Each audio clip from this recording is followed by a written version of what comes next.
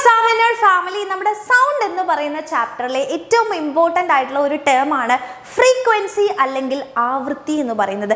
എന്താണ് ഫ്രീക്വൻസി? അപ്പോൾ അതിന് നമുക്ക് പഠിക്കാൻ വേണ്ടിയിട്ട് ആകെ വേണ്ടത് ഒരു സിമ്പിൾ പെൻഡുലാണ്. അപ്പോൾ സിമ്പിൾ പെൻഡുലം എന്താണെന്ന് ചോദിച്ചു കഴിഞ്ഞാൽ ഒരു സ്ട്രിങ് ഉണ്ടായിരിക്കും, അതിന് ചുറ്റും ഒരു നമ്മൾ എന്തുണ്ട്, അതിൻ്റെ അറ്റത്ത് ഒരു ബോബിനെ കണക്ട് ചെയ്ത് വെച്ചിട്ടുണ്ട്. ഇനി നമ്മൾ എന്താ ചെയ്യാന്ന് വെച്ചാൽ അതിനെ ജസ്റ്റ് ഒന്ന് ഡിസ്റ്റർബ് ചെയ്യാന്ന് വെച്ച് കഴിഞ്ഞാൽ അതിനൊന്ന് ജസ്റ്റ് തട്ടിക്കൊടുക്കുന്ന സമയത്ത് ഇത് എന്ത് ചെയ്യും, അങ്ങോട്ടും ഇങ്ങോട്ടും ഇത് ഓസിലേറ്റ് ചെയ്യും അല്ലേ. അപ്പൊ നമ്മൾ നോക്കുകയാണ് ഒരു സെക്കൻഡ് സമയത്ത് ഈ പെൻഡുലം എത്ര വട്ടം ഓസിലേറ്റ് ചെയ്യുന്നതെന്ന് വെച്ചാൽ ഇവിടെ നിന്ന് സ്റ്റാർട്ട് ചെയ്ത് അങ്ങോട്ടേക്ക് പോയി തിരിച്ച് അതേ പൊസിഷനിലേക്ക് എത്തുന്നതിനാണ് നമ്മൾ ഒരു ഓസിലേഷൻ എന്ന് പറയുന്നത്. അപ്പൊ നമ്മൾ ഒരു സെക്കൻഡിൽ ഈ പെൻഡുലം വൈബ്രേറ്റ് ചെയ്ത് അവിടെ പോയി ഇവിടേക്ക് തിരിച്ചു എത്തുന്ന എത്ര ഓസിലേഷൻസ്, എത്ര ദോലനങ്ങൾ ഉണ്ടാകുന്നുണ്ട്, അതിൻ്റെ എണ്ണത്തിനെയാണ് നമ്മൾ ഫ്രീക്വൻസി എന്ന് പറയുന്നത്. അപ്പോൾ ഈ ഫ്രീക്വൻസി കൂടുന്നതിനനുസരിച്ചാണ് നമുക്ക് സൗണ്ട് കേൾക്കുന്നത്. ഇപ്പോൾ പെൻഡുലം ആടുന്ന സമയത്ത് നമുക്ക് സൗണ്ട് ഒന്നും കേൾക്കാറില്ല. കാരണം എന്താ, ഇവരുടെ ഫ്രീക്വൻസി വളരെ കുറവായിരിക്കും. ചിലപ്പോൾ ഒരു സെക്കൻഡിൽ ഒരു പ്രാവശ്യമൊക്കെ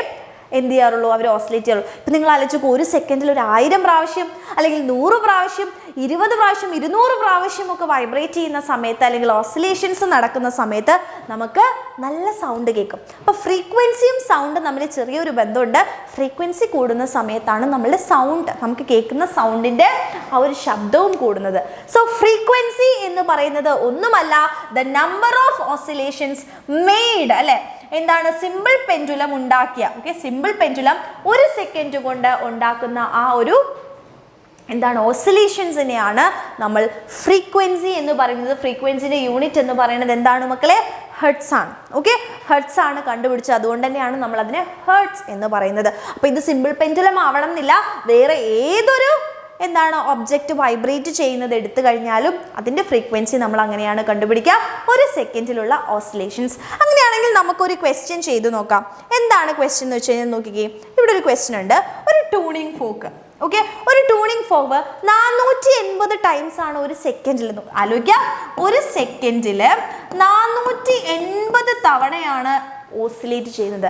അങ്ങനെയാണെങ്കിൽ അതിൻ്റെ ഫ്രീക്വൻസി എന്തായിരിക്കും, നിങ്ങളൊന്ന് ആലോചിച്ച് നോക്കിക്കേ. അപ്പം അതിൻ്റെ ഫ്രീക്വൻസി എന്ന് പറയുന്നത് ഒന്നുമില്ല, നമുക്ക് എളുപ്പമാണല്ലേ, നമ്പർ ഓഫ് ഓസിലേഷൻസ് ആണല്ലേ, ഓസിലേഷൻ്റെ എണ്ണം അല്ലേ, number of oscillation divided by time ആണ് നമ്മൾ ചെയ്യേണ്ടത് അല്ലേ.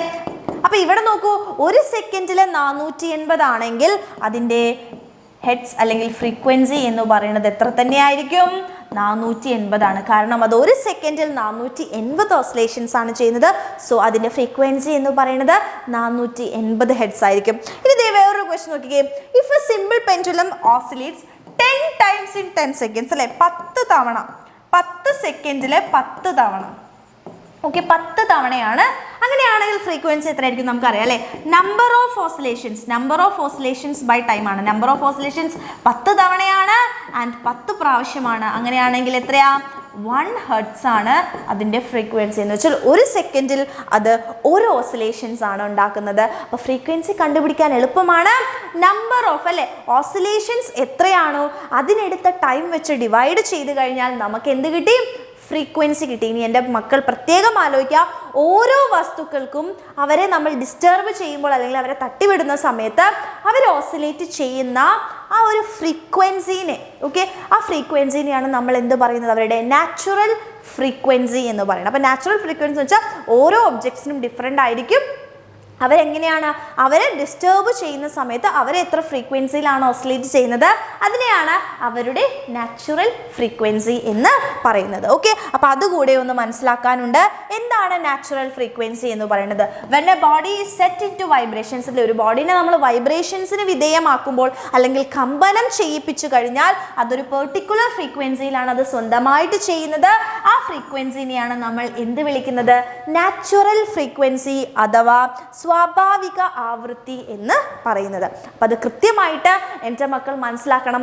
എന്താണ് ഫ്രീക്വൻസി എങ്ങനെയാണ് കണ്ടുപിടിക്കുന്നത്, എന്താണ് സ്വാഭാവിക ആവൃത്തി എന്ന് പറയുന്നത്. അപ്പോൾ നമ്മൾ അടിപൊളിയായിട്ട് എന്താണ് ഫ്രീക്വൻസി എന്ന് ഡിസ്കസ് ചെയ്തു. അപ്പോൾ ഈ ഒരു വീഡിയോ നിങ്ങൾക്ക് യൂസ്ഫുൾ ആയിട്ട് തോന്നുകയാണെങ്കിൽ മാക്സിമം ഫ്രണ്ട്സിന് എല്ലാവർക്കും ഷെയർ ചെയ്യുക. ഇനി ആരെങ്കിലും നമ്മുടെ ചാനൽ സബ്സ്ക്രൈബ് ചെയ്യാത്തവരുണ്ടെങ്കിൽ എന്തായാലും സബ്സ്ക്രൈബ് ചെയ്യുക. ഇനി നിങ്ങൾക്ക് സൗണ്ട് എന്ന് പറയുന്ന ചാപ്റ്ററിലെ ശബ്ദം എന്ന് പറയുന്ന അധ്യായത്തിലെ ഏത് ടോപ്പിക്കാണ് വേണ്ടത് എന്നുള്ളത് താഴെ കമൻറ്റ് ചെയ്യാം.